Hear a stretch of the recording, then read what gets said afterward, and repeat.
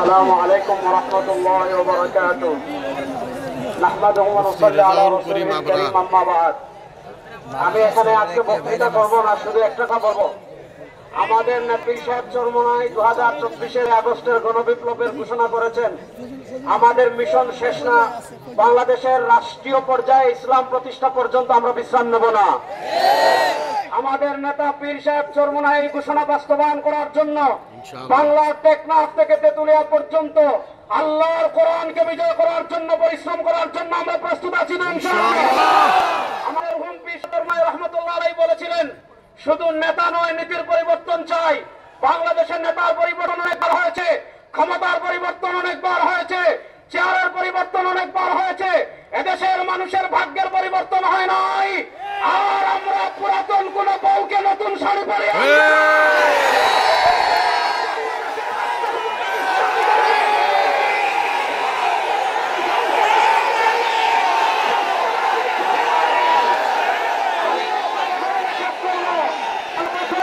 আমি একটা কথায় লক্ষ মানুষের নেতা কথা বলে শেষ করবো।